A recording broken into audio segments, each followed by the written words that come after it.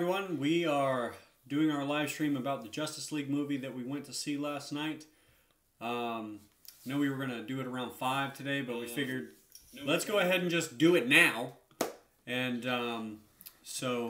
holy crap, you're fast. He usually is. Hi there. Do you just are you in front of your computer all the time, Chris? Holy crap. That's Chris's job. He just gets on the computer and just goes to YouTube channels and says the first show will last. From midnight to 11:59, just watches his subscriptions, hitting refresh every 30 seconds. My friend, you are a legend among commenters. Legends. Yeah, exactly. Legend among commenters. Yeah.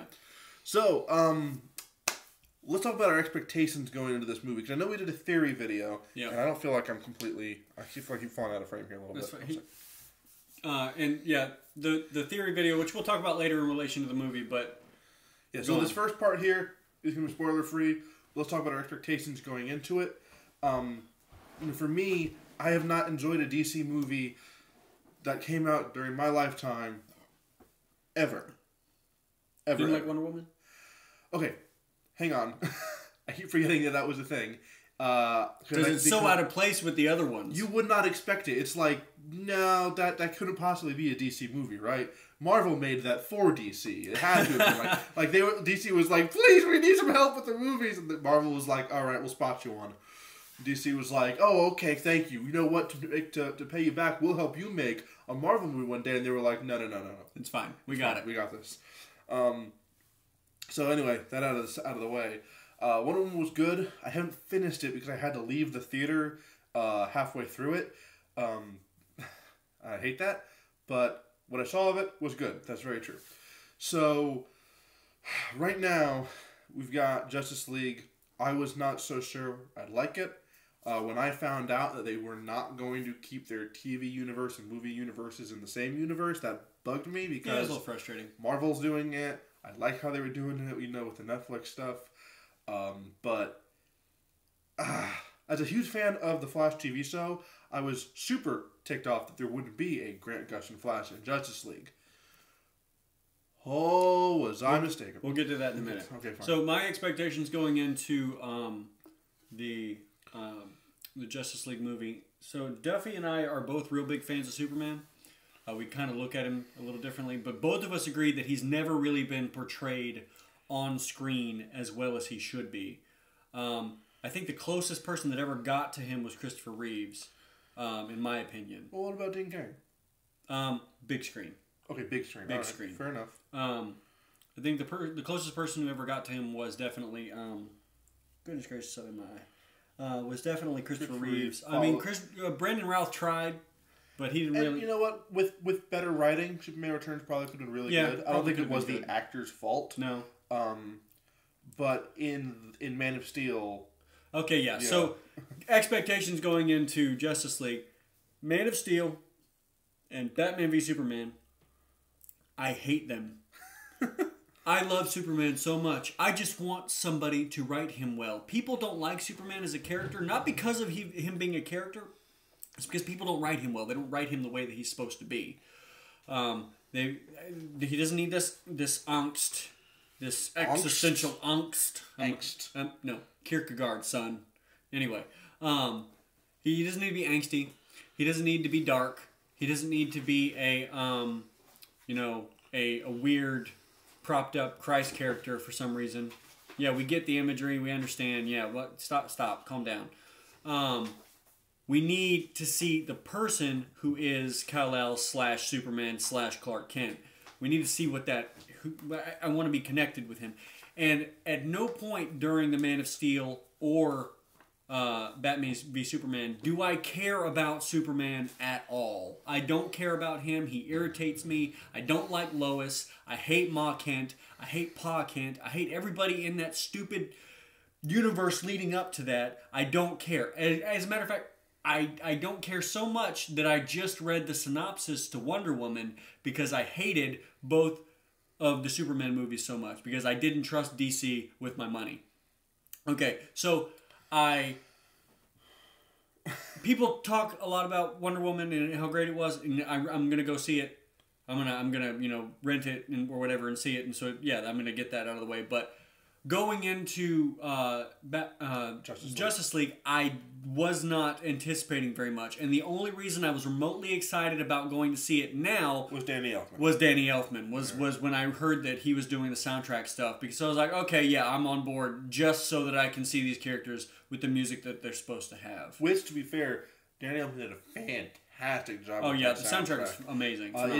Honestly, it's the only time I've actually enjoyed music in any superhero movie made during my lifetime. Because even Marvel, as good as their superhero movies can be, and they're not masters of cinema. I'm not trying to say that, but as good as their superhero stories are, their soundtracks aren't anything to write home about. Yeah. Never really have been. Avengers, probably the most memorable out of all of them, but even if you listen to them, you're like, I don't really know what that's from, but I remember it's from something. It's a Marvel thing. I know that for sure. That I can't place it.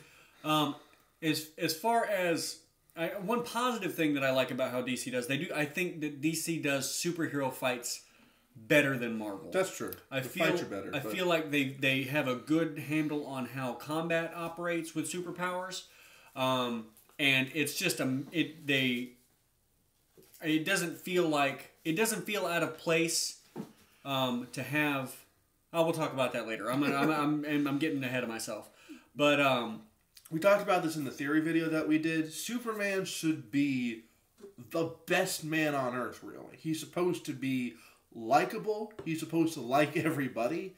He sees the good in everyone, even when that's kind of to his disadvantage. He inspires good. Yeah, he inspires good. It's like, wait, why are you trying to give Lex Luthor another chance? You know he's the bad guy, right? But Superman just wants to see the good in everyone. He wants to give everyone that second or third chance if he can.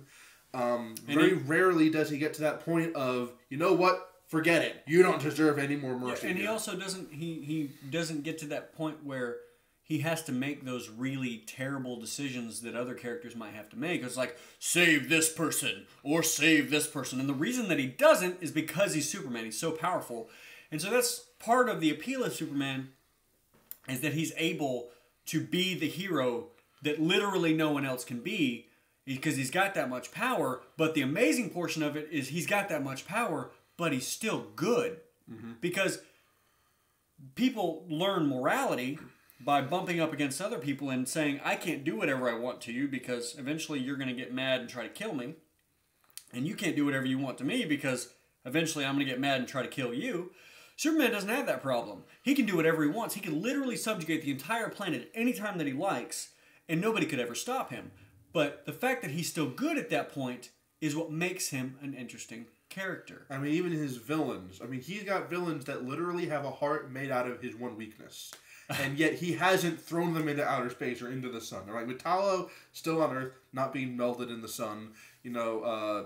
All these other guys. I mean, there's very few people that Superman has gone all the way towards killing. Doomsday being one of them. Which, for the record, Doomsday doesn't really have like a consciousness. He's not even like. I mean, he was sentient, but he wasn't. Sapient. He was still more monster than anything else. I feel like. I mean, even Darkseid has gotten away unscathed in some instances from Superman, though not always. Superman tends to pummel him pretty well. Yeah, he beat his face in the ground pretty good.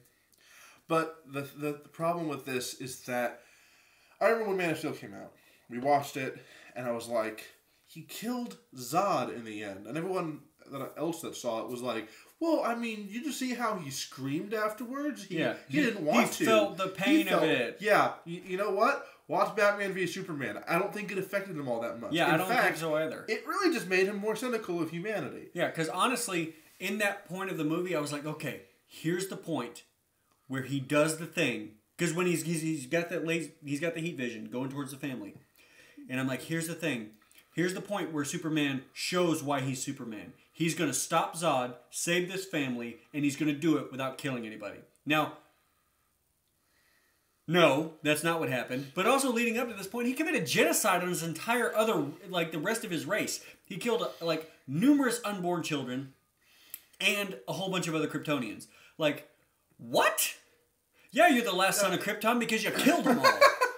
You had enough there to colonize another planet. Yeah, How It Should Have Ended made a joke about this where Zod's hanging out with the other villains, got this neck brace around him because his is broken. Yeah. And the Joker's like, you know what's really funny? what's really funny is that if you guys had just gone to Mars and terraformed that planet, all your people could still be alive. Oh my goodness. Seriously, people. The writers had given them the ability to turn any planet they wanted to into a new Krypton. Yeah, but they picked that one for some reason. Oh, that's what happens when I had a phone call. Had a phone call, but we're using the phone to do this live stream, so... Sorry. So... there's a huge problem there with the writing. I mean, that was a purely story fault. A massive plot hole. And they got around it by having Superman kill all the Kryptonians. So, good job, Superman. Yeah, that doesn't work at all. It doesn't make me feel sympathetic to Superman as a character at all. Can I use your phone? Yeah, I'm just going to let you message her. Sorry, Duffy's wife is calling, so we got to take care of that. Yeah, I didn't feel sympathetic to Superman as a character at all during that, during the first movie, and then during Batman v Superman. He just seemed irritating. He seemed like he almost seemed like a bad guy, and so. Sorry, guys, hang on. Yeah, he almost seemed like a bad guy, and I was like, I don't care about you. Like I kind of want Batman to beat you in the ground. Like I don't. Yeah, teach him his place, Batman. I mean, teach him his place. Superman dies, and I don't feel any sorrow. I don't feel grief. I look at Lois and Ma Kent who are grieving, and I'm like, you know what? I don't actually care. No. Ma Kent, maybe you should have raised a better boy, because Jonathan was all, you know, I think you should have let those kids in the school bus drown to protect the secret. Are you serious? And then Ma Kent in Batman v Superman is saying, you don't know them anything. Be the good guy, or don't be the good guy. I don't really give a crap. It's like both of his parents are supposed to call him to be better. They're supposed to give him that moral code. That's where it came from. I understand. Because if his moral code doesn't come from his parents, it doesn't come from anywhere. Because he didn't learn a moral code the way that the rest of humanity has to learn a moral code, which is through trial and error. I would understand. I understand Jonathan being paranoid about people finding out that he's got an alien living in his house. But not so much. But not to the point of saying, you know what? All those kids in the school bus should just drown to protect your secret, Clark. Yeah, it doesn't make any sense. No, look, Smallville is by no means a perfect representation of who Clark Kent's supposed to be. There's a lot of campiness to it. It's really bad in some points and cringeworthy in some points. And the amount of slow motion in that show, oh my goodness. Yeah, it's real slow bad. motion every episode for like 30% of it. But the point is that Jonathan and Martha in that show were probably phenomenal. The best portrayals of those characters I ever. loved the portrayal of both of the Kents in Smallville. Especially Jonathan. I mean, yeah. The way he would train Clark to use his powers, he was always encouraging, always train him, do the right thing, no matter what. Yeah. Sometimes Clark would be faced with a problem of, you know what, to solve this problem, I might need to reveal myself. And Jonathan would be like, son, that would have awful repercussions, but do the right thing no matter what. And we'll back you up on it. Pretty much. But what's the guy that played Jonathan in this series now? I don't even know. I can't remember his name. I know he's Kevin Costner. Kevin Costner, stop it. Don't even care. Don't. I care so little that I forgot the actor. Do not be Jonathan Kent anymore. We do not want that. That's okay. He's dead, so it doesn't matter. Well, I mean, we had to see his picture in Justice League. That just made me sick, actually, when I saw that. And I was like, I'm glad you died in that tornado. You know why? Because when you teach your kid, don't save people, so that way your secret stays safe, that's what happens when you teach your son that, and you're in trouble, and you're like, no, son, I need to die. You know what I loved about Superman 1? Was Christopher Reeve says at his dad's funeral, he says, you know, all those amazing things I can do, all those powers, and I could not save him. Because all those things he can do, heart attack, boom, you couldn't have done anything. In Man of Steel, he could have done 1,000 different things. No one would have even noticed it. Oh yeah, because he'd have been so fast it had just been like, oh no, what that blur just grabbed that guy. He could have done so many things, but no, nothing. Just nothing. Nope. So yes, when Clark Kent is going to die because of Doomsday, an unearned death, I might add, I don't care. Martha, you earned this by being a crappy mom. Lois, I never got to like you. I mean, I didn't like. As far as the Lois character in the last two movies, she doesn't. She's not like hard hitting, super honest Lois Lane. She's like irritating, blah, not interested at all, not interesting at all. Lois Lane, and I don't feel any. I don't feel good about the relationship either. Do you know why it's important for Lois to not discover who Clark is for years and years and years? You mean not just immediately? Because, see, I understand the question of, hey, if she's such a good journalist, how come she's never noticed that Clark is Superman? Because they spend so much time to each other in both identities. Okay, I get that. But she's also supposed to be one of the hardest hitting journalists in that world. Yeah. And you're telling me that she discovers that there's this alien who saved her once, but there's no other connection there, and she's going to keep his secret? Woman, you're sitting on the story of the century, and you're protecting him because he saved you once. Reasons. From something that was kind of his fault. Did you share this on Twitter and on... I did not. Let me take care of that. Let's go ahead and do that so we got some people. So, yeah, I did not care that Superman died. And this was the problem. We all knew he was coming back in this movie. We all knew it. That was not well kept. And when he did come back, there's some moments that you would expect to see after a resurrection like that. And it's like, I don't give a crap about any of this. None of it means anything to me. Yeah, you didn't build the appropriate emotional connection in the first two movies for me to care about this at all. That's the thing. You had two movies to do that in. Yeah, you had two whole movies to make me care about these people. Especially in Batman v Superman, because it was a long freaking movie, especially in the director's cut. That's a really long movie for you to not give me enough to care about these characters. Oh my word, yes. I mean, what is that, like 4 hours? Or more, maybe even more if you count the director's cut? 5 hours. Like 5 hours. 5 hours of movie. 5 hours, all right? I cared more about the Superman and Lois Lane and Superman Returns. And not because it was a sort of continuation of Superman 1 and 2, because there's a lot there that wasn't the same. So, just no. I don't remember the password to the Twitter account. Do you know? Yeah. Okay. So anyway, this is us trying to make things work. We got it. Go. All right, let's start the live stream. It might have already done it on Twitter. It might have, but let's do it again. Oh wait, you're right. My goodness, what are we doing? Anyway, anything else non-spoilery we can talk about? Let's see here. Characters. Talk about how you like the character. What you like. Yeah, I loved the portrayal of the Flash. Easily my favorite character. Oh, I think he's better than Grant Gustin. I love the TV show. So much better than the Flash TV show. Flash was easily my favorite character. Diana, well done. Really good. She's a good Wonder Woman. I really enjoy her. I feel like they are hinting at, or possibly even building up to, that kind of will they, won't they relationship that Batman and Wonder Woman had in the cartoon. Bat. Yeah. Okay, so there's that, and then Cyborg. Pretty good. You know what? I was generally pleased with that. Considering what he was going through, I felt like that was an appropriate way for him to behave. I felt like that he was behaving the way that he ought to behave given what was going on. I felt a little weird about him being in the Justice League.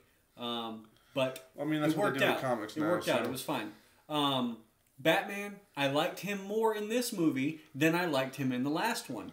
And the reason for that is I felt like he felt more like Bruce Wayne / Batman. Mm-hmm. In the last movie, he felt like crazy, like paranoid, and insane. But not like in the Batman insane way, but like I've lost my marbles and I'm putting pieces together that aren't there. Insane. Yeah. But this time with this Batman, I felt so much better about him as a character. As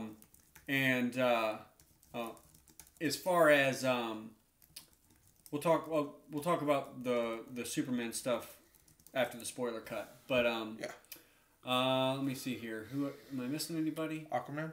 Okay, so Aquaman, yeah. Great. He's like the Thor of this universe. He's funny. He's a badass. Long hair. Really awesome beard. And he's got that like, I'm serious, but I've got comedic relief thing going on here. Fantastic. The scene with him in the lasso. Yes. No, not gonna go into it, but So goodness. Yeah, so the character's much better. Okay, so let me tell you before we go any more into like spoiler territory. Let's recount a funny story that happened in this in the theater. So we're probably 20 minutes, 30 minutes into the movie. Oh my word! All of a sudden, the sound okay, and the so video don't sync up anymore. It's like the video is like the camera's panning into one of the characters, and it just kind of like jumps. And I thought to myself, that is a really odd stylistic choice. It wasn't. So anyway, at that point, the video and the audio, they're no longer synced up. We sit like that for probably 5 minutes. They stop the movie, and then they fix it. We're good. Everything's great. And then all of a sudden, they jump back 10 minutes. No. That I counted. 15 minutes. They jump back 15 minutes, back to the place to right before it messes up the first time. It messes up again. Then we have to stop it, go back, and when they finally fix it, whatever. So we easily lost half an hour waiting on them to try to get the movie fixed.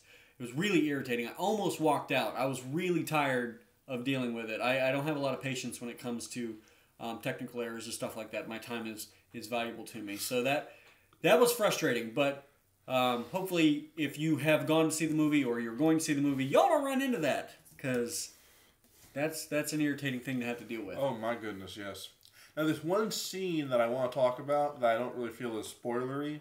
It's the one that happened in the very beginning. It doesn't have anything to do with the rest No, of it has the movie nothing to do with the plot at all. No, nothing plot related. Not anything like, oh my goodness, I wish I didn't know about this ahead of time. So, here's the deal. The movie starts off with a cell phone shot that these kids are doing. It's like, vertical portrait mode, so these kids are so young they don't even understand that you need to flip the thing for it to look good. Anyway, they see Superman, and he's talking with some emergency response guys, maybe firemen or something like that. And then they're like, Superman! And he turns around and they're like, the kids are like, oh, we want to interview you for a podcast.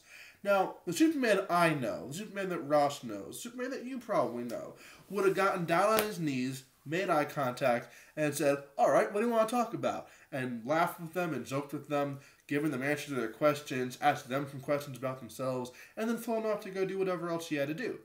This Superman seemed like he was tolerating the kids first off. Barely Tolerating the kids. he may as well have had his arms crossed, because he's just standing there looking at them like, really, giving kids? them like the fakest smile that you can possibly give Do them. you know how important I am? Not to mention the fact that I guess that they had filmed this when he still had the beard. So they had to like CGI remove the beard. And so it looked very strange. It was awful. He kind of was like, man, these kids are so annoying. I don't like the Supergirl TV show at all, but there was an episode last season where Superman stepped in, which, by the way, you want to talk about the best live-action portrayal of Superman? Forget Christopher Reeve, forget Dean Cain. Tyler Hoechlin, or however you pronounce that name, is the best that I have ever seen. He is fantastic in that. And after he and Supergirl saved the day, there was like something was going to crash on Earth, maybe like a plane or a space shuttle or something like that. They land on the ground in the middle of nowhere, and there are these people that are like on a bike marathon or something like that. And these people on the bikes are like, oh my goodness, and they turn around and look at them, they smile, they walk up to them, they start talking to them, saying, hey, how you doing? Supergirl's cracking jokes, Superman's cracking jokes. They're of the people. They're personable. They're likable, and they like everyone else. And what's his name? Man of Steel, Kevin. No, what's his name? I forgot it already. What? Who plays Superman? Henry Cavill. Henry Cavill. Thank you. See, that's how much I don't like him. I don't even want to remember his name. It's just like, yeah. And that immediately encompasses everything that I hate about Zack Snyder's version of Superman. Yeah. Okay, rant over. Okay, yeah. So, there's really, I guess, not anything else we have to say about the build-up to the movie. Overall, I told Duffy this, if you took my enjoyment from the first two Superman movies, put them together, the enjoyment, and then multiplied it times 5, that's how much I enjoyed this movie. So, that's a lot more than I anticipated. Might not be a lot in general, because my enjoyment from the first two movies was not very much. Okay, so when you say the first Superman movies, you mean Man of Steel and Batman? Yeah, Man of Steel and Batman. Not Superman 1 and no, Superman not 2. Superman 1 and 2. I mean, this is completely separate thing here.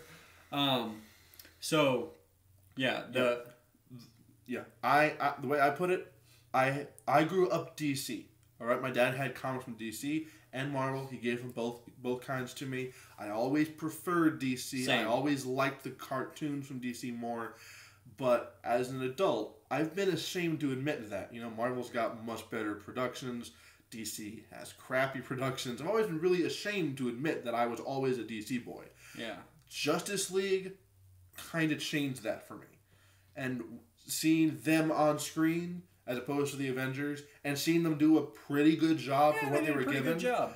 For what they were given, yeah, I think they did great. You know, because I was afraid it was going to feel rushed that they had so many characters on screen at one time. And I think they could have done an extra 15 minutes, probably. Yeah, they maybe could have. You know, they could have given everybody their own individual movie. But honestly, it felt okay. It didn't feel as rushed as I thought it was going to feel. And given what they had to work with the previous two movies, I feel like they did a really, really good job. All right. With that said, we ready to go into spoiler territory? Yeah, we're going into spoiler territory now. So if you are watching this and you don't want to be spoiled for the Justice League movie, stop watching. All right. But come back and watch later. After you've seen the movie. For, you know, because... Yeah, you should definitely go see the movie. Yeah, go see the movie. It's totally worth it.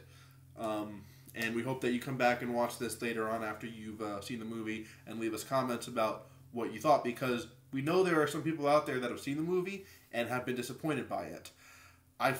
We both feel that this was exponentially better than what we've had in the last two DC movies. Sorry, the last two Superman DC movies. Not counting Wonder Woman. But anyway, we're going to get into our spoiler territory, so you've been warned. Yeah, so let's start with our theory video, since that's the thing that started what we were doing. So we were sort of right. Leaving out half, maybe. Yeah, so yeah, definitely go check it out. But like I said, if you don't want to be spoiled, let's... Yeah. So go ahead. You've been warned. That's the last warning. Okay. So the theory video. Theory video. Yeah. So we were mostly right. I feel like we were mostly right. We were half right. Okay. When it came to the stuff we talked about that the soundtrack gave away, about how at this point Superman's going to be fighting the Justice League, and at this point he's just up in the middle of the final battle. We were right about that stuff. Yeah. But the vast majority of our theory video was about Darkseid brainwashing Superman. That's fair. And I feel like they took that in a certain fashion with the mother box, because the mother box is some sort of energy matrix in this universe, and so what they used is the Kryptonian regeneration tank thing, threw Superman in it, and then used the mother box to essentially revitalize him. And I sort of felt like that was kind of a point in the direction of Darkseid, because if you remember, Cyborg was talking about having all these voices in his head, and he didn't know if he was going to end up being good or bad, because the mother box, was essentially talking to him. And I feel like there was kind of that feeling of, is he going to be corrupted by Darkseid because he was brought back with the mother box? And so and we kind of had that little moment of Flash being like, is this going to be a Pet Cemetery moment where we bring him back and he's going to be bad? And then Superman's bad. And then Superman's bad, and he's like, yep, Pet Cemetery moment. So... Yeah, we were right about the fact that he was going to fight the Justice League, and that he would show up again. And that he would show up again in the middle of the fight with Steppenwolf. Exactly. Yeah. So he showed up again later after he had got his head on straight. Speaking of which, I had envisioned this idea that Superman would show up and it would be like, oh, is he on our side or not? And then he would show that he is on their side. Yeah. I thought that would have been cool. But this is one of the few times that they actually exceeded my expectations. Okay. I'm a believer in truth, but I'm also a big fan of justice. Yeah. I'm just like, and the American way! So there's that really big moment where Superman showed up that was, it wasn't like, oh no, is he going to be bad this time? It was just so much like, okay, finally we have this moment. At that point, we knew he wasn't going to be bad because he was hanging out with Lois at the farm, and he was with Martha, and he's smiling, and he's happy. So we knew that there wasn't going to be that, is he still a bad guy moment, because that clearly wasn't going to happen. Although I absolutely loved, the line that Superman had with Batman, "You won't let me live, you won't let me die. Do you bleed?"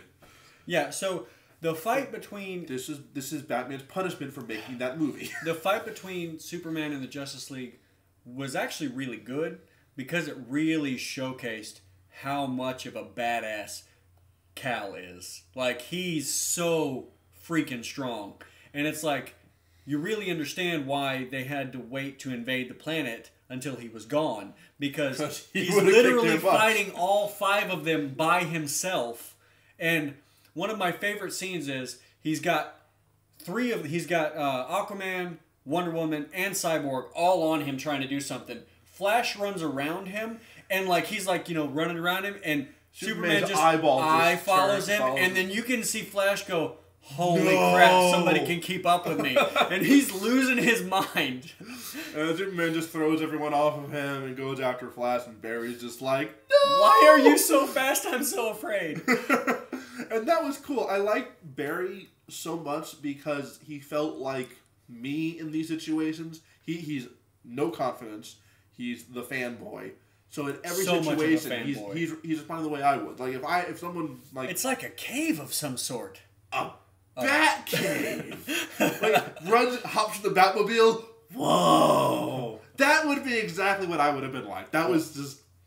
I loved it. And I loved the Flash portrayal because he's like ADD, super ADD, and he doesn't really connect with people very well because he's just moving so quickly.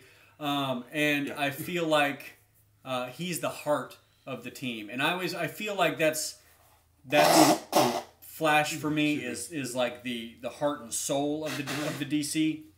Of the Justice League, which is why in the animated series when Luthor kills the Flash, that's what causes them to turn into the Justice Lords, take over the world, and so style. So that made me feel really good because I enjoyed the Flash so much. It's like what the Flash said in that episode. He was like, "Hey, that just means I'm the conscience of the team." He was like, our Flash is telling the other universe's Flash, "He was your conscience," which means I must be too. Of course, that Flash was always full of himself. I like Barry Allen's more kind of ADD. Yeah. Feels like he's the kid of the group, which is weird because Cyborg is traditionally a Teen Titan, and yet he felt more mature than Barry. So yeah, Barry is probably 23. I didn't have a problem with this. I'd say 23. But I feel like that Cyborg had been through a lot more trauma recently, and so he's still dealing with that. And so when in him dealing with that, he feels a little more mature. And I feel like you see that wall break down a little bit with Flash and Cyborg's relationship. They're obviously the youngest 2 on the crew.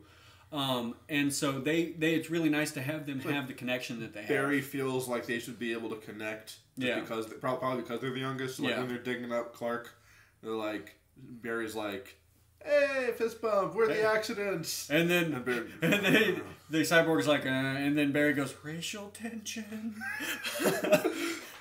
Barry, it's okay. Which is funny to me because he just really wants to be liked so much. He's like, when Batman shows up to him, he's like, "Hey, you want to be on this team?" He's like, "Yeah, totally. I need friends." What is brunch? You stand in line for an hour to eat lunch. I loved Barry so much in this movie. It was fantastic. And I can't believe I'm saying this, but it actually makes me excited to see the Flashpoint movie they're working on. Because I hate that storyline. I hate the Flashpoint story. But I'm actually really excited to see it just so I can see more Ezra Miller. Yeah, I'm really, really pleased with that. Let's see here. They referenced Flashpoint in the movie, actually, when Aquaman tells Diana... he's like, "And you're hot." I mean, I know that our people were at war with each other at one point, and that's referencing there's already that tension there. Yeah. So when Barry goes back in time, does Flashpoint, it's going to be kind of believable, I guess, that Aquaman's people and Diana's people will be at war like they were in the comics. So there was a reference of Flashpoint right there. Yeah, and then when they talked about they set up the story for Flashpoint with Barry's father being in prison. And this is pre-Barry becoming a forensic scientist. Yeah. So he's been working on that. He's been working, trying to get into that position. Working a whole bunch of jobs and pay off, school stuff, and so it's definitely an interesting take on it. But they've definitely laid the groundwork for later stories, which is good because I don't feel like they did that very well in the previous two movies. Yeah. So you know what? If you wanted to get into DC movies, watch Wonder Woman, watch Justice League.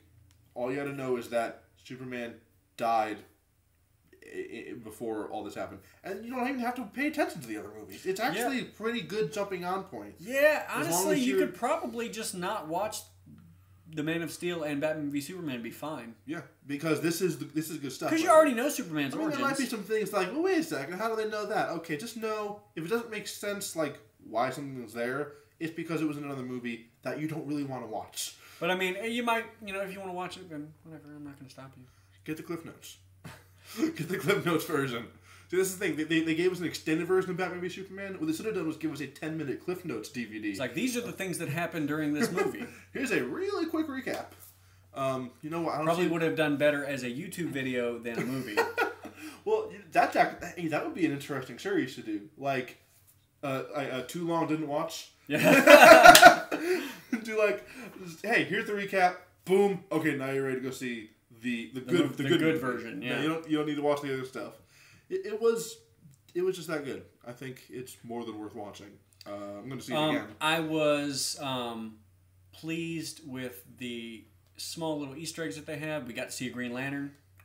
Oh, that was really cool. So there's a flashback to when Steppenwolf was invading the planet the first time, and so they had the normal humans, the Atlanteans, the Wonder Woman's people, the Amazons. And you had at least one Green Lantern there as well. Yeah, you had a Green Lantern there. You had it looked like you had Ares, Zeus, and Athena all fighting alongside the humans to stop Steppenwolf. So it was really cool to see like the old superpowered versions of people doing their thing.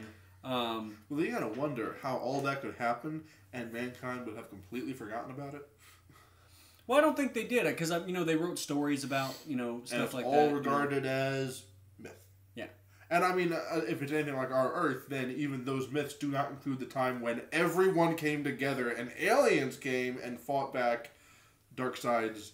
Well, also you feel people wouldn't want to talk about it because they had to hide the mother boxes, so they had to keep that stuff on keep it down. So like the people who knew what was going on, meaning the Amazonians and the Atlanteans, they were the upper echelons of those people. The world of men, they're like, yeah, we don't have that. We're just gonna bury this somewhere where nobody knows where it is, and we're just gonna leave it. So like we're gonna forget about it because obviously we don't have anybody strong enough to protect this thing if necessary. Plus we don't trust anybody else with it. Here's an idea. Why not give it to a Green Lantern? Was there really only one that showed up? Well, there was probably Earth's Green Lantern, and then that guy got stabbed in the chest by Steppenwolf and died. They said when the Green Lantern showed up on screen, Diana mentions that we had allies from other planets. Yeah, but there was only one Green Lantern. Right. Yeah, just that one. Right, so it was probably from another planet because it wasn't any species that we've seen on Earth before. Yeah, so what I'm saying is I think that was probably the Green Lantern that was given to Earth. Oh, so Sector 2814's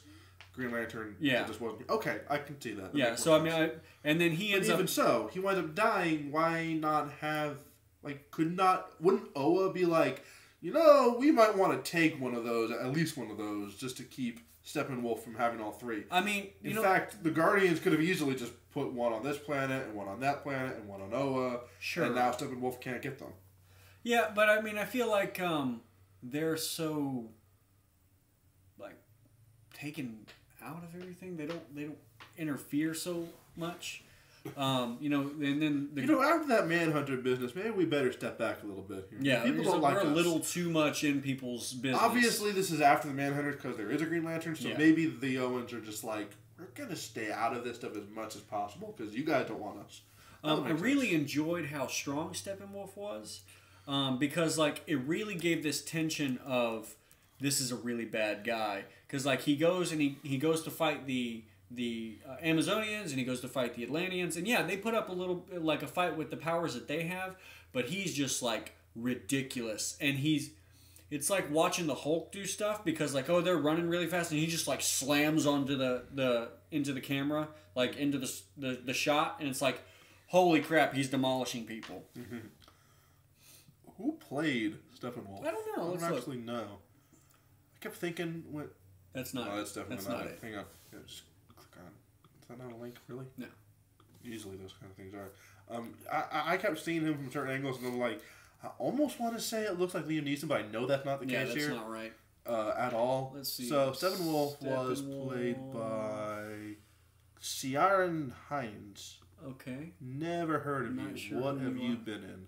You were in Frozen. Okay. So Steppenwolf is also a rock troll from a Disney movie.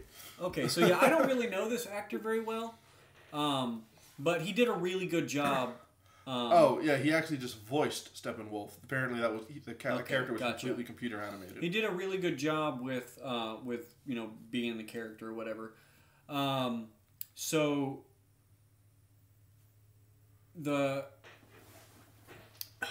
with how strong Steppenwolf was when they really set all that up, when Superman finally showed up to fight him, it's really funny how much difference there was in strength because Superman completely owned this dude.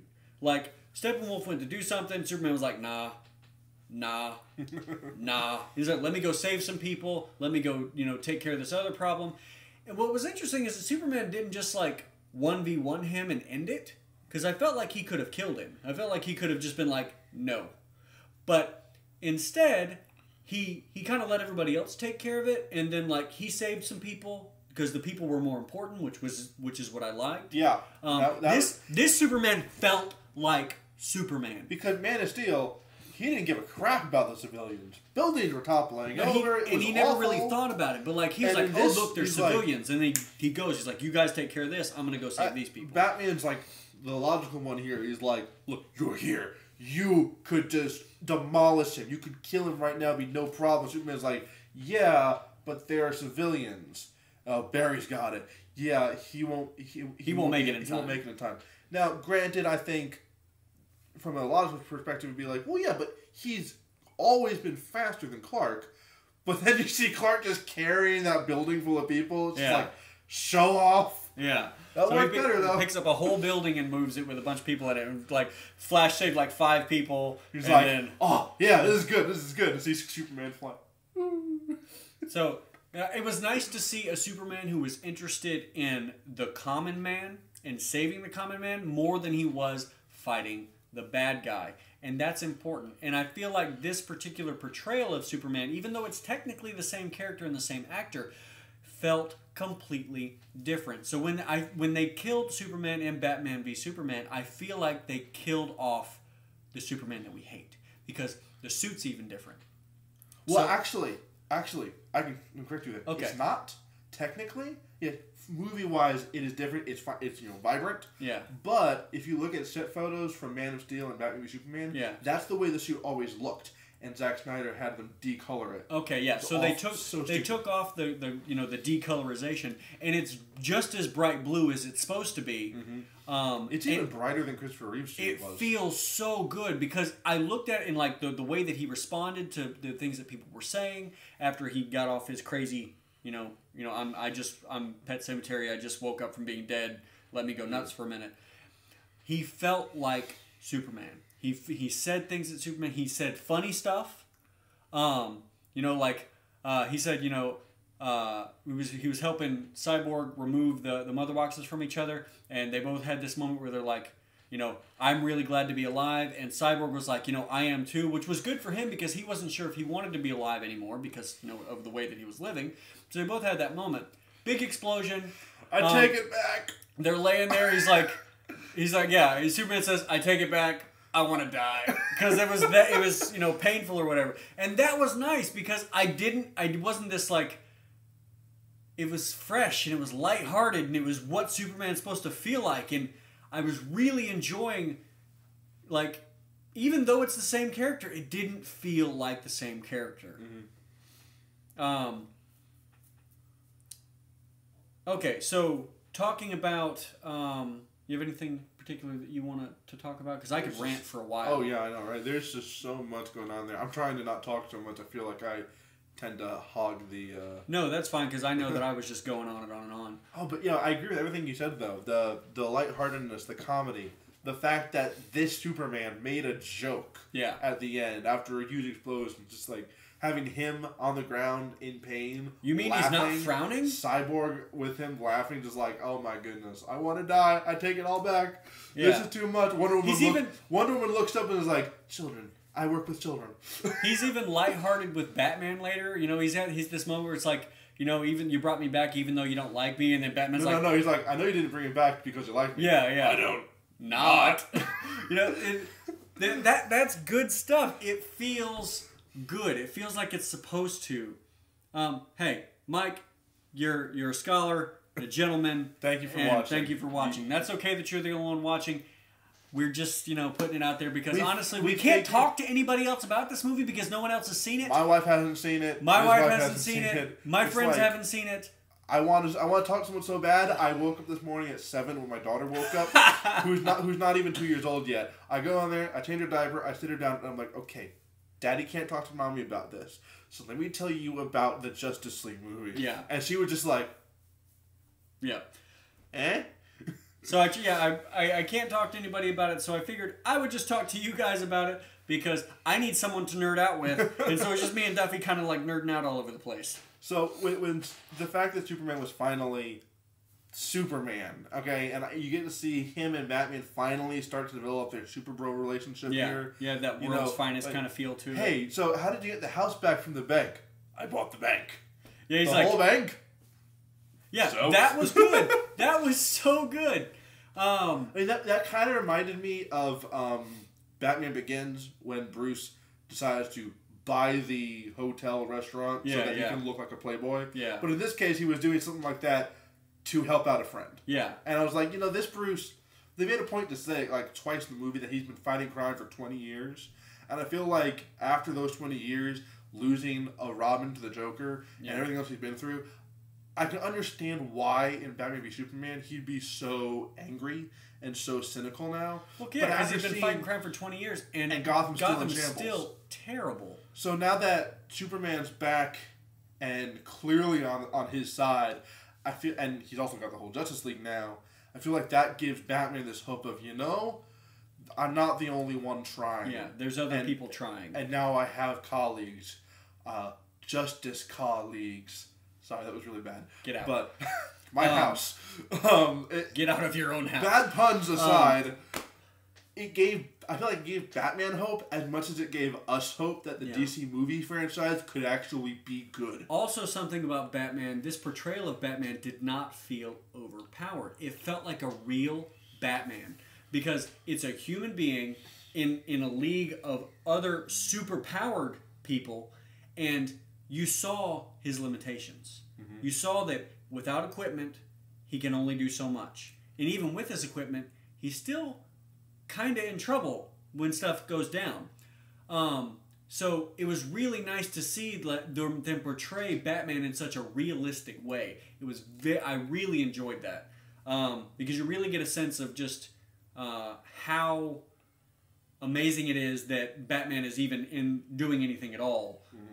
Because he's just a normal human being. He knows that he's normal. He knows that he can't keep up with these other people. So when it comes down to that battle with Steppenwolf, he's more than willing to just sacrifice his life to make things easier on the heavy hitters. Yeah, he's going to go on a suicide mission just to make sure that everybody else can take care of it. And the rest of the league's like, no, you're with us.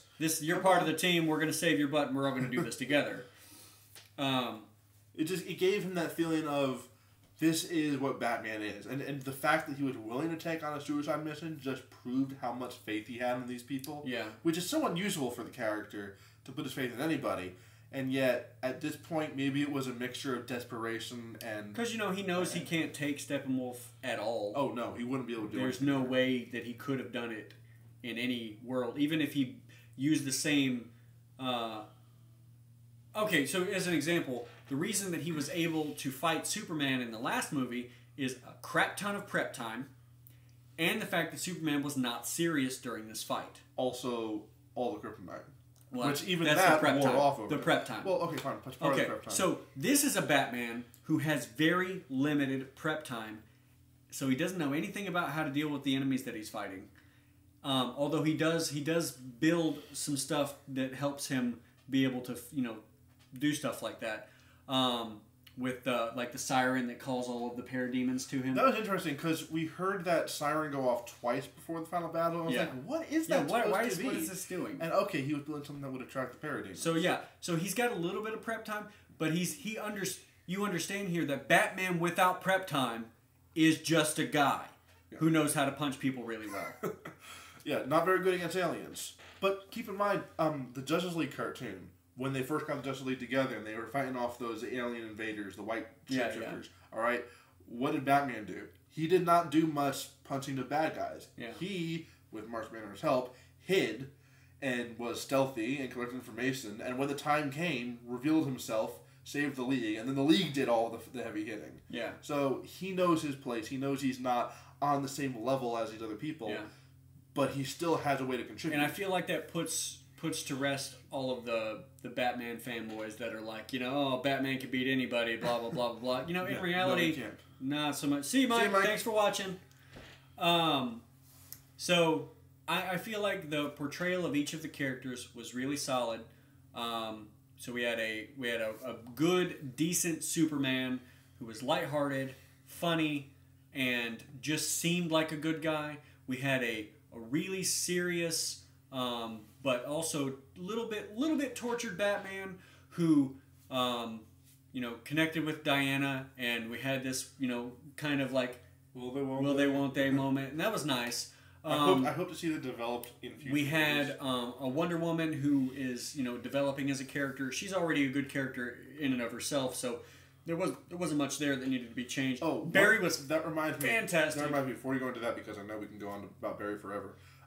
Before we go any further, if you haven't seen Wonder Woman, or at least the end of Wonder Woman, like I haven't and he hasn't, Justice League's going to spoil something about that movie for you that I did not know until I watched Justice League, and I was like, oh, I guess that happened in Wonder Woman. Yeah. And you know what I'm talking about, right? Yeah. That's okay. So just as a good little warning there, you might want to watch that movie if you haven't already. So let's talk about Aquaman for a second. Okay. Loved Aquaman. Great. Loved Jason Momoa. Fantastic. Super. Loved how jacked Aquaman is. He looks like a dude that would have to be that in shape to do this kind of stuff that he does. And then on top of that, great scene with the lasso.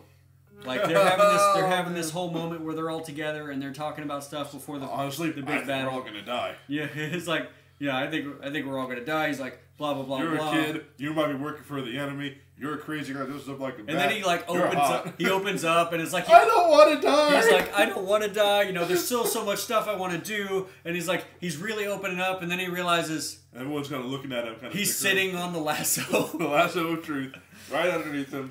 That explains a lot. I was wondering. I couldn't tell. And why was it that Aquaman went up to Barry and was like, don't ever tell anybody or else?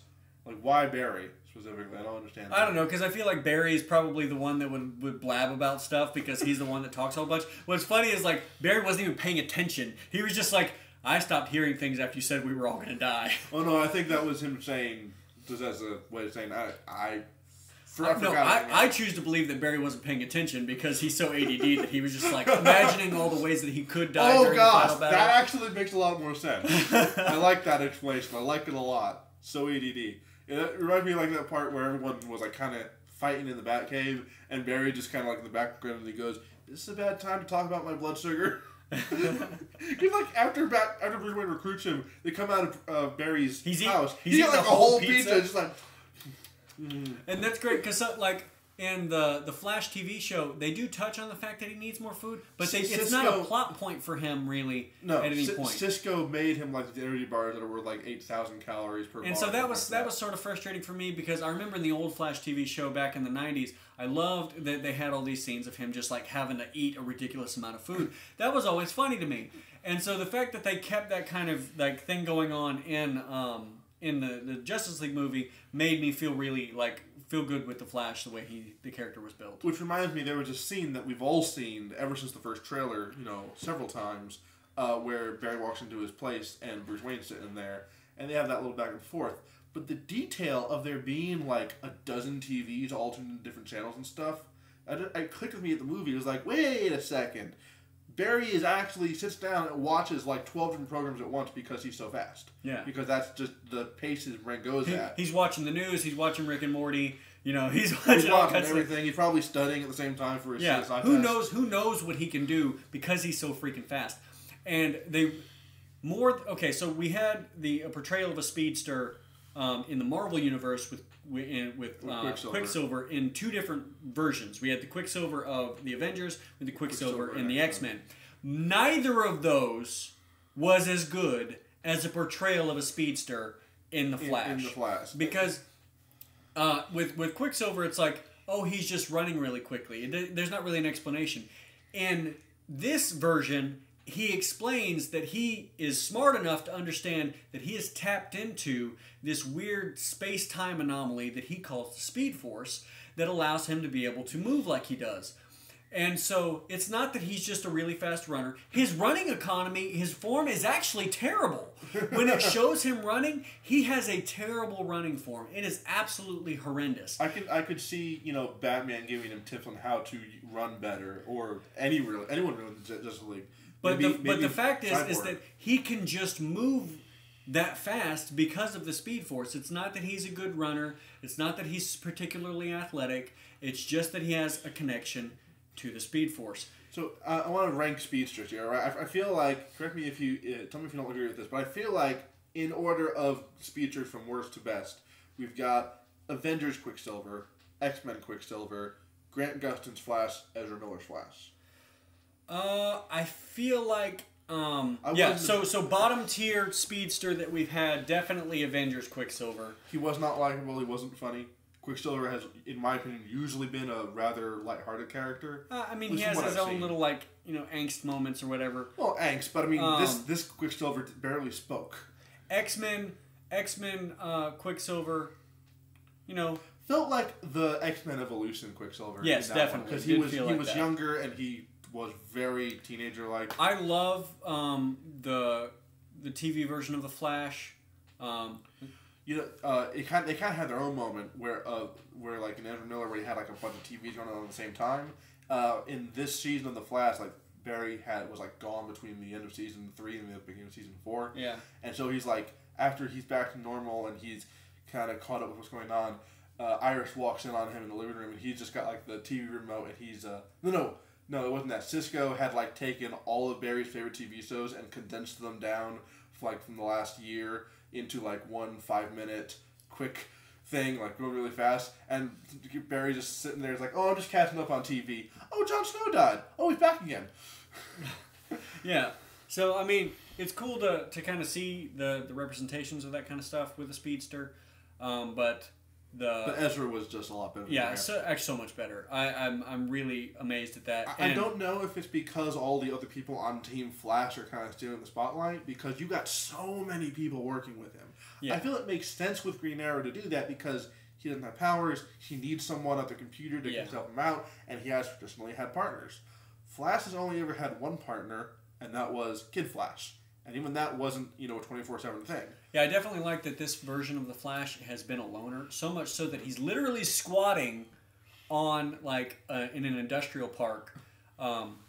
So he's got a padlock, and that's it. Yeah, that's all he's got. He's working completely by himself. He built his suit by himself, which showcases his genius, first of all, and second of all, when you look at the suit, you can see that it's still kind of rough looking, which I enjoyed because he would have to have had designed it himself. I'm willing to bet that Batman is going to probably help build something a little bit more polished. Yeah, because if you remember in Batman v Superman, when you saw the Flash for a second, when he's looking back, he does the time travel thing. He's got this weird helmet thing that comes down. Yeah, that's right. That was a very different suit. It was it was a little bit different looking. So let me see here. So I have a question for you. Yeah. In the end of the movie, Steppenwolf was defeated by his own parademons because he suddenly became fearful. Yeah. Because his weapon got destroyed. Yeah. Do you think that was a good way to beat him, or do you think that was kind of a cop out? I feel like it was a little bit of a cop out. I feel like it was at least on some level, poetic. Poetic, but okay, you go on. I asked you the question. I feel like it was poetic, but I don't feel like it was good because each of those parademons, Batman could 1v1 a parademon. Okay, he could take one parademon. He did. Yeah, he didn't beat in the movie. So he actually fought a couple of parademons like one after the other. So these guys are not that much stronger than humans, but and Steppenwolf is plainly at least stronger on a physical level than Diana. Mm-hmm. And now, maybe part of that came from the axe that he was wielding, and now it was broken. My problem was that we know that Steppenwolf, who was aided by parademons, was defeated before. He was being restrained and thrown into some prison. Did he not feel fear then that he would be banished to some Phantom Zone type place? That seemed kind of a cop out there. Why didn't it happen back then? I would have liked. I mean, obviously that's a way to kill him without the heroes doing the it? Justice League having to kill him. And obviously he was a little bit beat up at that point. You could see blood was coming out of his eyes. That he was bleeding out of his mouth and stuff. So he had been demolished by the League at this point. He didn't have much strength left. But I still feel like the parademons killing him didn't make a lot of sense given the amount of power that he had on his own. Because if you look at the amount of strength that he had displayed fighting the other heroes, not using his axe, he was plainly strong enough to reach up, crush a parademon's skull and not have to worry about it. But he's flailing like he's being attacked by a bunch of piranha when the parademons are on top of him. I wonder, did they ever try and suggest that the axe was how he controlled them? Because if that was the explanation, I could see why they would turn on him. No, I don't think. But they never made a statement like that. They never made a statement like that, and they also never. Even if that was the case, that still wouldn't explain how they would beat him. How the parademons would kill him. If there's enough of them, And then we didn't even really see what happened after that because I'm assuming that Cyborg boom tubed them away.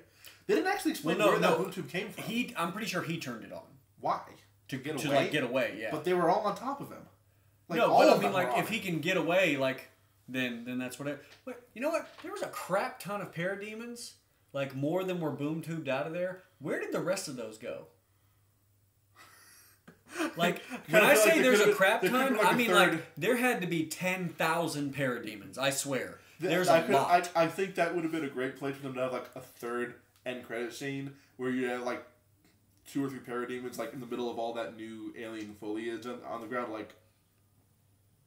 Now what? Now what do we do? And then Flash comes by and just punches them in the face.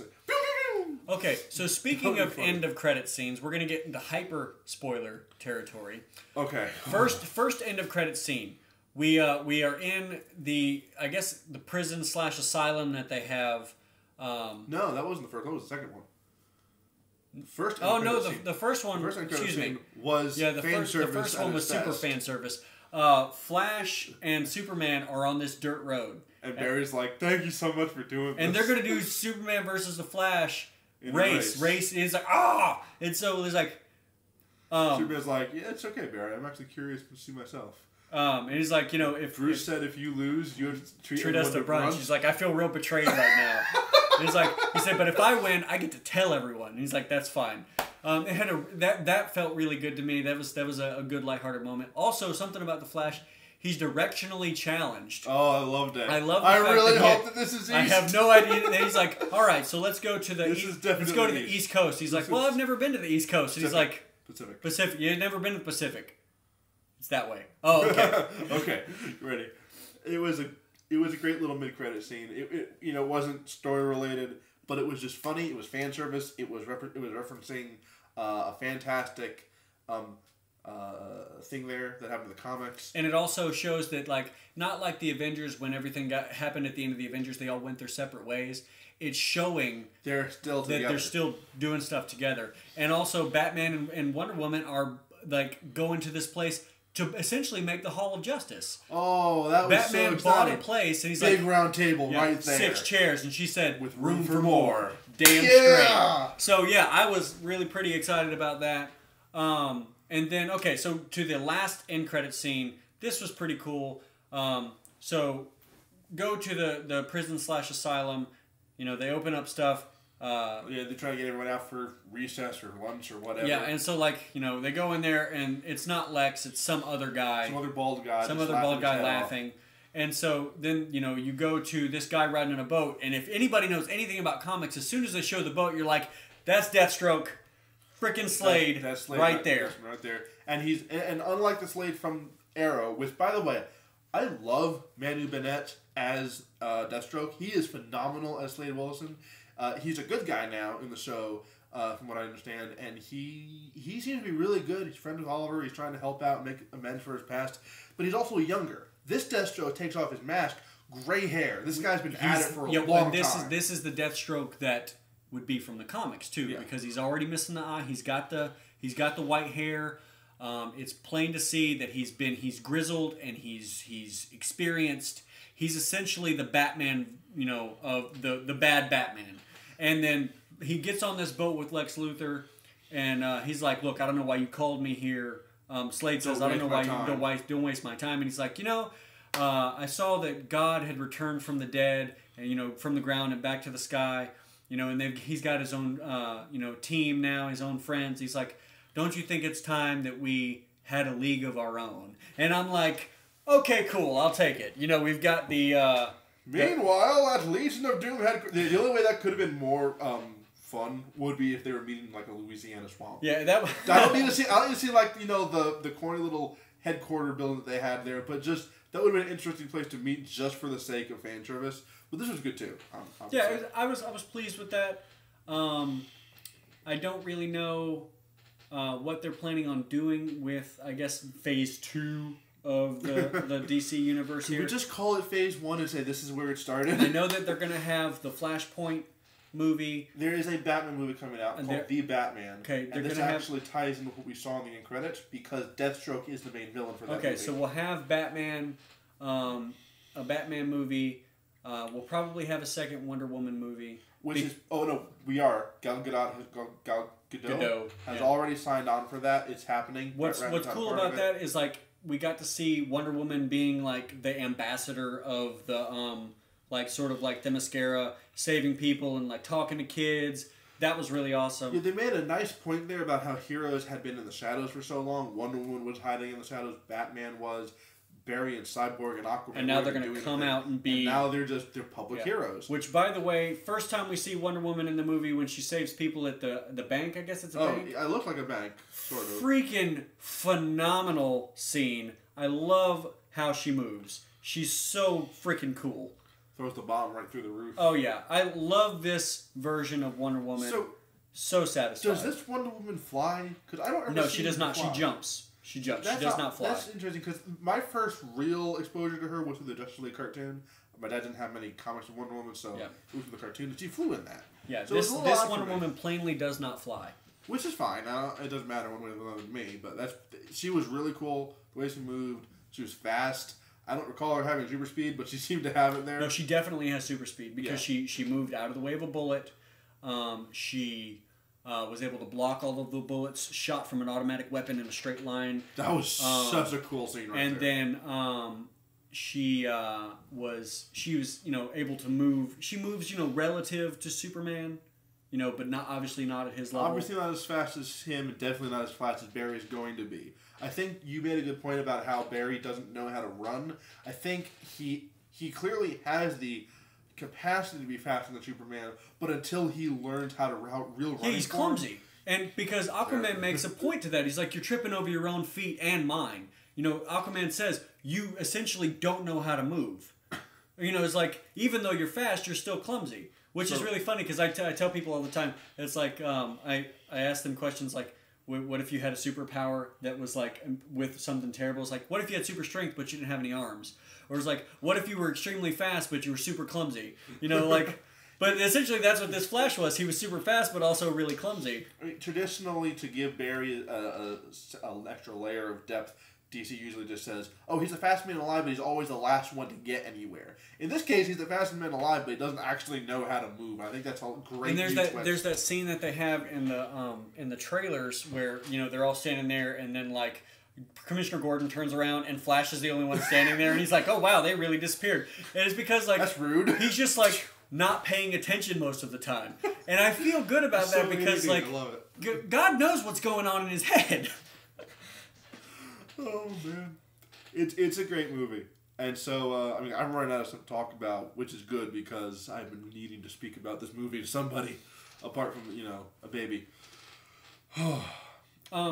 So very pleased with the execution of the movie. Very pleased with the music. I feel like if they had done what our theory was, it would have been better writing. I feel like I would have enjoyed it more. Yeah, that's actually a good point. What would you have done if you could make, let's say, 2 changes to the movie? I would have had them have stolen. Darkseid would have stolen Superman's body, and then he wakes up on his own because he just absorbs enough sunlight to regenerate. Or you know what? Sorry. On that point, they wanted to keep Darkseid out of this. Clearly, I think they could have done that, and even just had Steppenwolf be the one to do it. Yeah, regardless, doesn't matter. If that had been the case, because they didn't really bring up Darkseid. At one point, Steppenwolf says the dark side, but you can, if you didn't know that Darkseid was a character, you wouldn't know that that's what he was talking about. Well, no, I think didn't he say something like "glory to Darkseid" or something like that? Like well, he was talking about the glory to the unity, and the unity is like the 3 mother boxes coming together to make this world change engine thing. Apocalypse. Yeah, to turn this planet into a essentially cookie cutter version of Apocalypse, which I don't know why they're doing that again. They did the same plot from Man of Steel. It's like, oh, we're just going to terraform the Earth. So this time it's worse. Yeah, it's a different planet. This time, instead of having 2 massive spaceships on opposite the planet, it's just 3 boxes next to each other. Exactly. So he was talking about that, and then he said something like "glory to the unity." And it's like the glory to the dark side or whatever like that. And so like if you didn't know, you might not know that he was talking about something else, because obviously no one else knows that there's something beyond Steppenwolf. Even the Amazons in Atlantis don't seem to know. The only person I think that might know is Lex. That's the only person I think might know. Because maybe he obviously had some sort of connection with either Steppenwolf or Darkseid, because he was the one removing Superman from the planet so that this stuff could go on. Wait, did I miss something? No, Lex wanted to bring Steppenwolf to Earth? He knew part of it was going on because all of the mother boxes were in Lex's notes. They make a point of that. Well, yeah, he knew about the mother boxes. That doesn't mean he wanted to bring Steppenwolf to Earth. I know what I think is the fact he got this information from somewhere. And it wasn't just from the Kryptonian ship, because he had this drive to do this thing before the Kryptonian. So it's hinted at previously in Batman v Superman that Lex has foreknowledge of something else that's coming. Right. He knows something else is coming. Maybe he thinks if he can help usher in Darkseid, he'll have some sort of power. That doesn't make sense. Lex Luthor has been 2 things in the comic books. Originally, he was just the mad scientist. Yeah. And then eventually he became the ultra businessman. Ultra brilliant businessman that was too smart to go to jail. Yeah. Which I don't know what they're doing right now. It doesn't seem this is any kind sense. of like a combination of Christopher Reeve version of Lex. And obviously Christopher Reeve didn't play Lex, but that version of Gene Hackman version of Lex Luthor and the businessman version of Lex Luthor. This is like a combination of those 2 things. It's not any one thing in and of itself, right? Because I don't feel like this. He feels too goofy to be sane, right? he feels too goofy to be the animated series Lex Luthor. Oh, yeah, definitely. The animated series Lex Luthor was too composed and always knew what was going on and always had things figured out. This doesn't feel like that. This feels like he has a little bit of Joker in him. The way he acts. Yeah, he's unhinged. He is unhinged. From the very beginning, the first moment you see him in BVS, he's clearly unhinged. Yeah. He has daddy issues. He thinks that he can, bribe senators with candy. It's like, what's wrong with this guy? Yeah, he definitely has a different feel to him.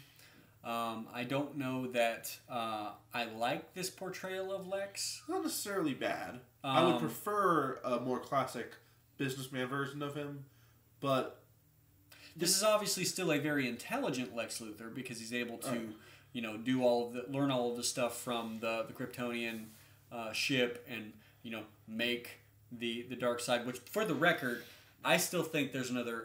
Not dark side, Doomsday. I still think there's another Doomsday. That's right. You didn't talk about that on the theory video. That's fine. It wasn't necessary for the theory. Right. So I feel like there's another Doomsday out there because when he put Zod into the soup or whatever to make the Doomsday, it says the Council of Krypton has decreed that no one will ever create something like this ever again. And then he says, well, where's the council now? And the ship says, well, they're dead. And he says, well, do what I tell you to. So to me, that feels like somebody else has made a creature like this before. And so I feel like I would like to see later the original Doomsday show up on screen and have it look like and feel like more of the original Doomsday. Yeah, because the Doomsday we got in BVS didn't act like him, didn't have the same kind of abilities. Doomsday never had flight and heat vision and stuff like that. He was just of course, this Doomsday couldn't fly. Yeah, he never flew. He just jumped. Nope. Okay, fine. He just jumped. Well, he had heat vision. He had a lot of Superman power because they mixed Lex's DNA with Zod, and then did whatever. Even though that doesn't make sense, no, why would a half it was the human, ship. half Krypton? It was the ship. It wasn't about the Lex's DNA or whatever. Whatever. I'm not too convinced on Ross's idea here. I would believe that what the ship was saying wasn't that never make another Doomsday, but never never try and perform mutated experiments like this ever again. I don't think that means that there's another Doomsday out there. Although, I do think that the original Doomsday's backstory is actually really good about the idea of, taking this organism and killing it, and then when it bring it back to life and killing it again, just letting it evolve. Until eventually the fact that it can come back to life on its own, immune to the last thing that killed it. I mean, there's a good story there. And if they wanted to say there's another Doomsday out there, it would be really hard to do that right when you've already had the Death of Superman story. Yeah. Even though it wasn't done very well. But you could have another story because Doomsday shows up several times.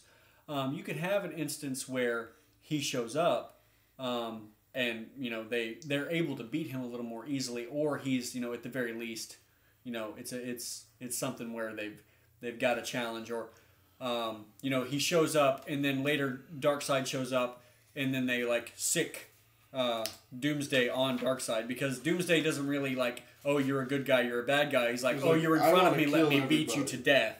Okay, yeah, I was right. So there's this in this comic right here, Superman, Batman, Supergirl, which was also made into an animated movie called Superman, Batman, Apocalypse.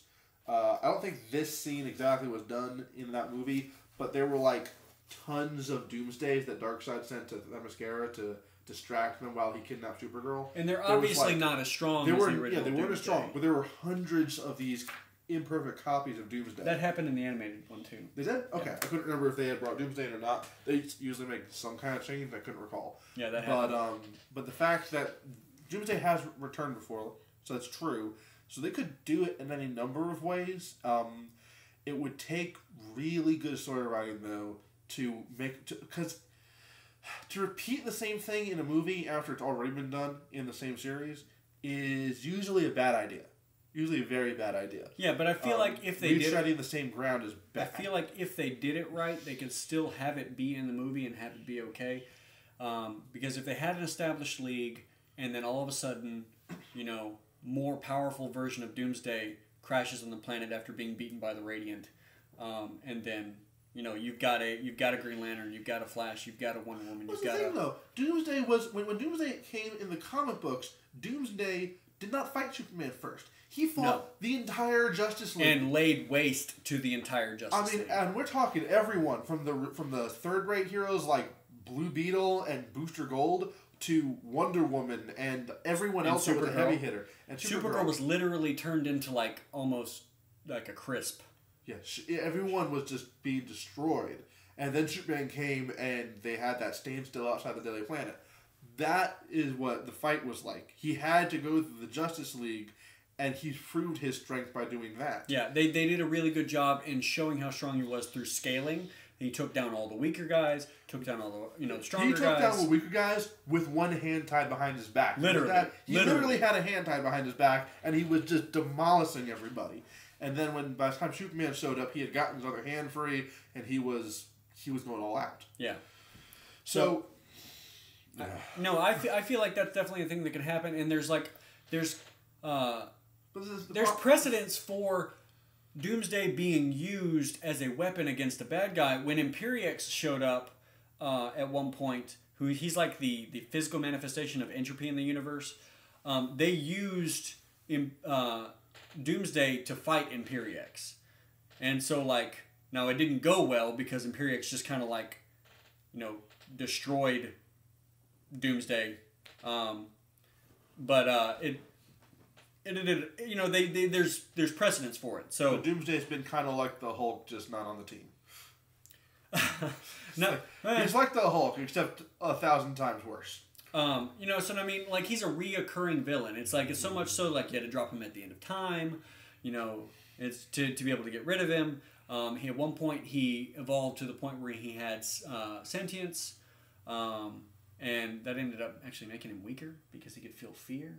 It was a weird thing. That actually would be interesting. I could see go from being a mindless monster to sentient. Now suddenly you've got thoughts. You can second guess yourself. There's a lot of reasons why sentience could actually make a monster like that less of a threat. Yeah, not necessarily weaker. But in any case, I feel like that's something that could happen.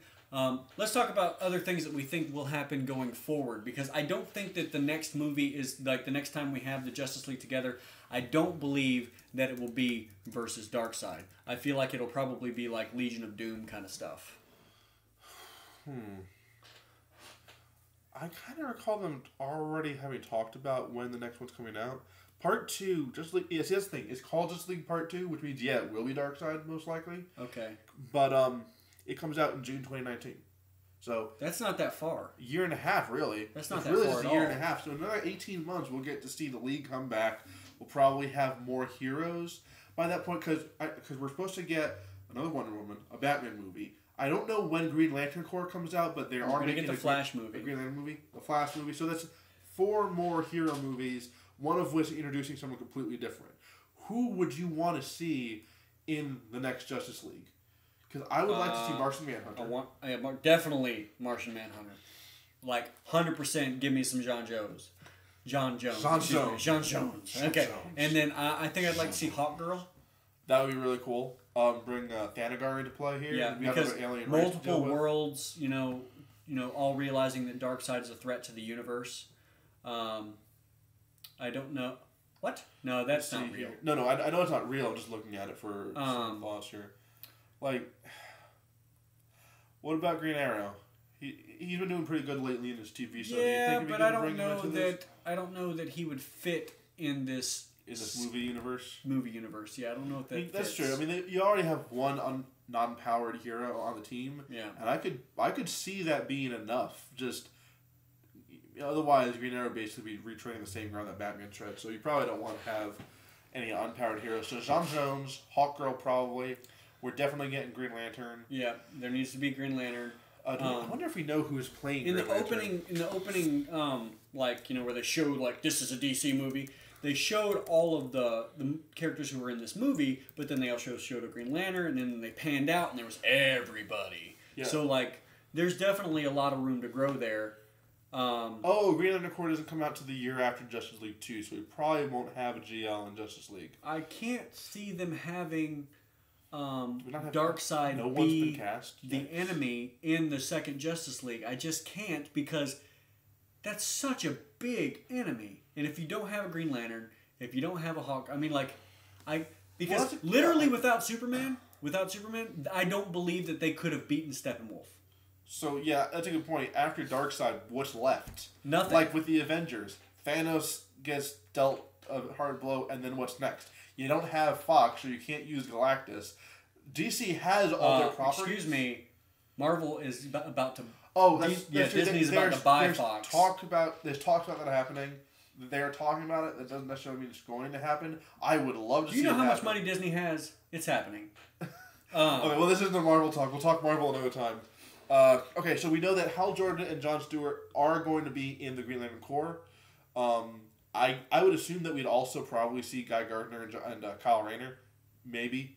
At least Guy Gardner. I wouldn't say Kyle, because Kyle is like a newer generation. What are you talking about? He's been around since when? But if you compare Green Lanterns, Hal Jordan is obviously a much older version of... Yeah, well, see, here's the thing, though. You got Hal Jordan, the first if you don't count the guy that wore the red and the cape. And then Jon Stewart, who is one of the most recent ones, if you don't count the ones that they introduced in the New 52. Yeah. So then you got Guy Gardner and Kyle Rayner, which both came in between those two. Yeah. So, I mean, they could do that. If they just did Hal and John, I mean, I wouldn't be upset. No, I wouldn't be upset. Those two are really good. I'd love to see Hal Jordan portrayed right. I'd love to see how they would do Jon Stewart. I feel like Kyle is probably one of the most, he's probably one of the strongest of the Earth Green Lanterns. Oh, gosh. So, I feel like that probably wouldn't be a good starting point. But having, I feel like what's going to happen in the next Justice League movie is you're going to have the Legion of Doom, essentially. And then they'll have, expanding the universe outward into space with things like Hawkgirl and the Green Lantern Corps.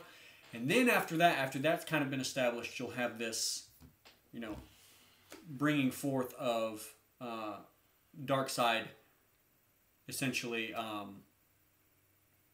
It says talking about the evil Justice League right there. Yeah.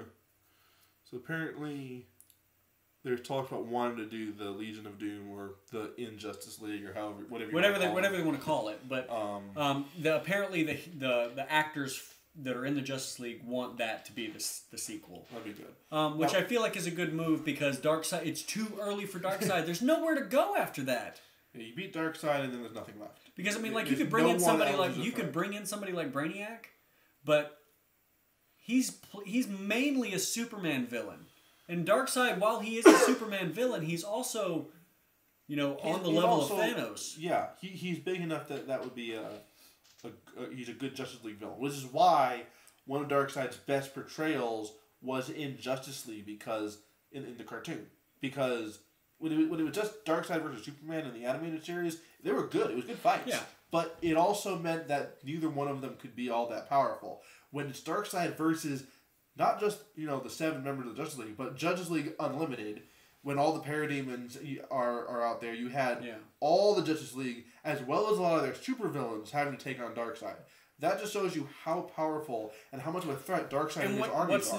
What's nice, because in Batman v Superman we had a little bit of a depowered Superman fighting Doomsday, because he had already been exposed to kryptonite several times. Yeah. And not to mention the fact that the kryptonite spear. Yeah. But in Justice League we have a full force, full power Superman fighting Steppenwolf, and Steppenwolf literally does not stand a chance. If it had just been 1v1 at the from that point, if there wasn't anybody to save, no parademons, no league, it would have just been punch, smash, break, that would have been the end of it.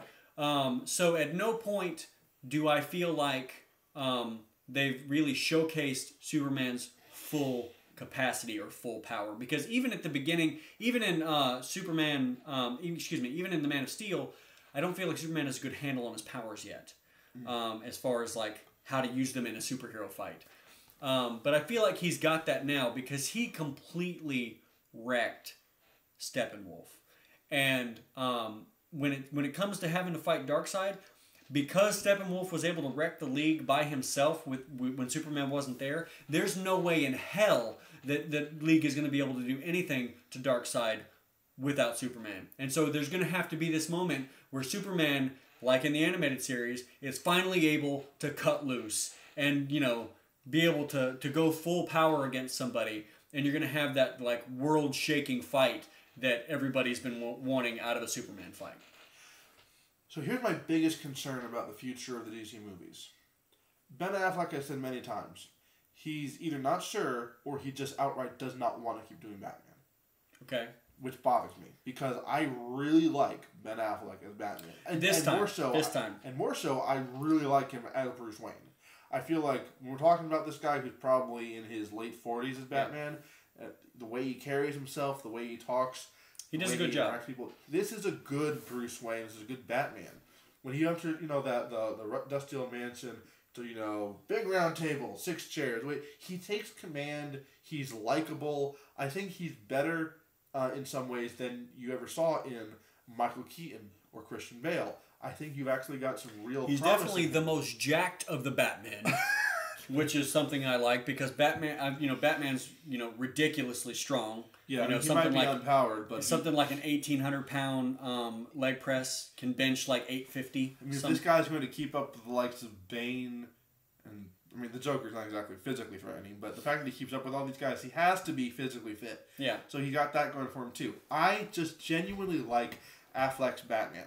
Not a big fan of Ben Affleck as a person, but as Batman, as Bruce Wayne, I think he's really good. Yeah. And so knowing that they're going to go forward and have Justice League Part 2, they're going to have the Batman movie, they're going to have future movies. And if they do it like Marvel, then, we're going to have a Wonder Woman sequel, and I would not be surprised if Batman showed up and they had a little wink, wink, nudge, nudge sort of moment, whatever, because just like Marvel figured out that, hey, fans really like it when there's a solo movie that has cameos from other heroes. Exactly. That's really good. DC should take a lesson and do that. My concern is, I feel like Ben Affleck leaves, they have to either recast him, which could prove to be hugely disappointing, or they have to just kill Batman, which, wow, you can't kill Batman. I mean, you could bring in somebody else to be Batman and it not be Bruce, which, there have been issues, stuff like that too. You could introduce Dick Grayson, I guess. Yeah, so opinions on Aquaman. Yeah, we did talk about this earlier, but we can talk about it again. Loved Aquaman. Funny, badass, great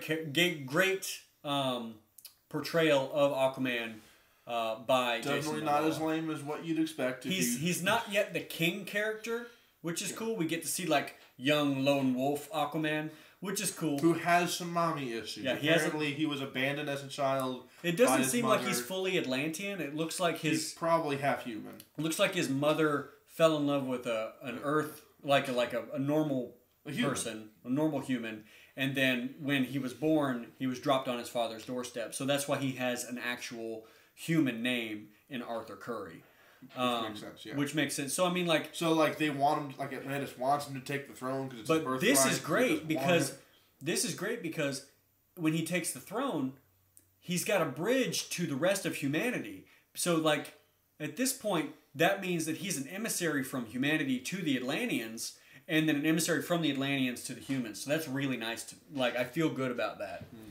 And I like the fact that they said that this is just another race of men. It's like all the races of men come together to do, this sort of thing. So the Amazons, the Atlanteans, the humans.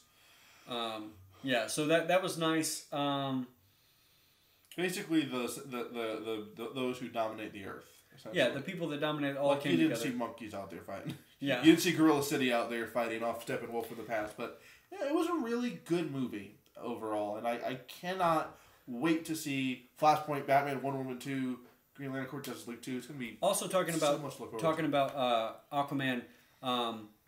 They made him superpowered, but not too superpowered. He kind of controls water, and that seems to be an Atlantean kind of maybe royal family kind of power. Do you remember Young Justice? How Aqualad kind of could control the water? Yeah. This is the same kind of thing here. Yeah, same thing. Bruce asks him at one point, "Do you actually talk to fish?" He's like, "The water does the talking. The water's talking for me." So okay, there's kind of this way in which he uses water. Yeah, and it for both communication and for other cool stuff. Yeah, and I think maybe I'd like to see an Aquaman movie, because I think that would be a pretty interesting thing to establish the Atlantean civilization. Because in Wonder Woman, we got, from what I've seen of it, we've got to see the Themyscira and the way that the Amazonians live. But we don't really have that with the Atlanteans. And we really need to establish that, especially if we're going to move into a Flashpoint movie where the two races are going to be at war with each other. So that definitely needs to be something that now, gets with covered. Flashpoint, that means we're also going to have to meet a new version of Eobard Thawne. Because Reverse Flash killed Barry's mother. Barry's father was arrested for it. We see the makings of that in this movie. Henry Allen's in jail. He has been for so long. Barry has always attested to his father's innocence. So the Reverse Flash exists here somewhere. He has to. And he's going to definitely be in Flashpoint. So I'm definitely curious to see who they're going to cast for that role, because obviously it has not been cast yet. Yeah. We just know that Reverse Flash is out there somewhere, and probably not masquerading as a cripple. No, I doubt that. So, maybe it's going to be one of those things where he has to chase Eobard through time. Something like that. We're going to get to see the other variation of Batman and the Joker. That's going to be cool. Because oh, yeah, Thomas and Martha. Because the Thomas has already been cast. Oh, really? Yeah, it's the guy from the dad from Supernatural. The guy. Oh, wait, that's right. Duh, he was in Batman v Superman. Forgot about that. Okay, so we're going to see him the Thomas Wayne Batman, the one who uses guns. Yeah. And we'll probably be getting the Martha Wayne who turned into the Joker. Exactly, yeah. So that's good. That's going to be cool to see. And then we'll get to see, hopefully, some warring between the Atlanteans and the Amazonians. But, because both of them are badass. Because the powers that Wonder Woman has, they're really consistent. It seems like, she's tough. She's got the weird, the bracelets seem to absorb kinetic energy so that she can, release it when she does that move. Which I kind of wish they had explained that at some point, because until he said that's probably what's going on, I had no idea what that was all about. And it's not something you ever see in the cartoons or the comic books, so I was just completely in the dark about that. But, really, so I think we've said pretty much all that there is to say about the movies, the lead up, and the what we thought about the movies. We went through the spoilers, went through the end credit stuff. Where we're going to go forward. We have a couple of people watching, so before we wrap up, if you have anything that you want to hear, or if you want to talk about real quick before we head out, we'd love to hear what you want to say. There's only a couple of you guys watching. And if you want to hear the rest of our thoughts about what happened, you can go back and watch the beginning portion of the live stream. You get to see us nerd out a little bit about some stuff. Do you guys have any questions? If not, we're probably going to wrap it up here in just a second. So, if we see a question pop up, we'll get to it. But first, we're going to go through our little wrap-up session here. So keep in mind, tomorrow morning, 9 a.m. Eastern, we're going to have a new episode of Origin Story. This guy has been working my butt off for complete strangers, I might add. No reward. My body hates me so much. Yeah. I hope that you enjoy the episode that comes out tomorrow. If you want to check out our Patreon to help support us, we'd appreciate that. We have a cool reward. Patreon.com/NXTLVL stuff, next level stuff. And search is a thing. Yeah, we got shirts I'm not really pushing the search thing because it's not like... Yeah, we're not popular enough to have a whole bunch. But we've got the merch. It's there. It is there if you want to do it. I designed probably about half of what you see on there. The other half was him. Previous Real Anime Training stuff. Yeah. Which, by the way, we're still going to be doing. We're just trying to make sure that we've got our stuff on the Origin Story on lock, and we've got that. Yeah, so let's do a quick talk. Since you're here watching us live, here's a little reward. Here's what we're doing. We're doing Origin Story. There's my Origin Story. There's Lindy's Origin Story, and then there's someone else's Origin Story that has not yet started, but is going to be premiered sometime in the next few weeks. And we're currently getting footage for that. Yeah. We are going to get back to making real anime training videos, which will feature, just Sensei Steven over here, and they should look better than ever. We are obviously doing these more nerd talks about movies and stuff. Star Wars is coming out next month, so we're going to do a Star Wars theory, which I can't help it. My brain just does theories, and so you're probably going to get, lots of these theories. Lots of those things. So what typically happens is I rant at him, and then he writes a script. That's actually exactly how the Justice League one came out, as well as the Star Wars one came out. That's going to come out in probably a couple of weeks. Look forward to showing you guys that. So Anthony says, thanks for your time and efforts, guys. The channel your inner superhero in tough workouts. Link doesn't quit. Link doesn't quit. No, it's like, you can do this. Yay, thank you so much. Thank you for the support. We appreciate the support. That. You are awesome. I know I seemed a little whiny. Not whiny. I seemed a little needy in that one episode, but I'm serious.